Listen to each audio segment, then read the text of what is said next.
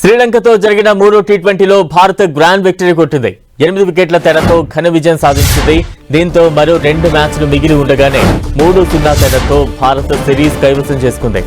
టీమిండియాలో రేణుకా సింగ్, దీప్తి శర్మ చెలరేగడంతో శ్రీలంక 20 ఓవర్లలో 7 వికెట్ల నష్టానికి కేవలం 112 పరుగులే చేసింది. అనంతరం బ్యాటింగ్ కు దిగిన భారత్ కేవలం 13.2 ఓవర్లలో 2 వికెట్లు కోల్పోయి టార్గెట్ ను ఛేదించింది. షెఫాలి వర్మ 79 పరుగులతో అజయంగా నిలిచింది. ఈ సిరీస్ లో షెఫాలి వర్మ వరుసగా 2 అర్ధశతకంతో అదరగొట్టింది. హర్మన్ ప్రీత్ కౌర్ 21 పరుగులతో నాట్అవుట్ గా నిలిచింది.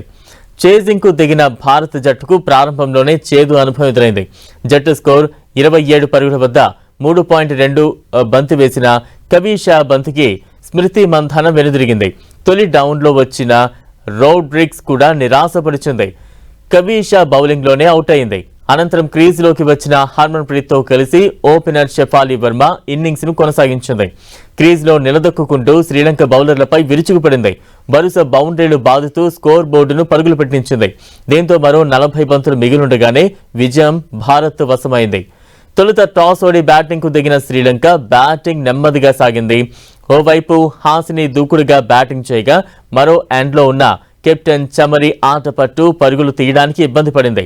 ఈ క్రమంలో 5వ ఓవర్లో దీప్తి శర్మ బౌలింగ్ లో ఆట పట్టు క్యాచ్ ఇచ్చి అవుట్ అయింది. అనంతరం రేణుకా సింగ్ మాయ చేసింది. 6వ ఓవర్లో 2 వికెట్లు తీసింది. రెండో బంతికి హాసినిని, చివరి బంతికి హర్షితను పెవిలియన్ కు చేర్చింది. రేణుకా బౌలింగ్ లోనే నిలాక్షికా సిల్వా ఎల్బీగా అవుట్ అయింది.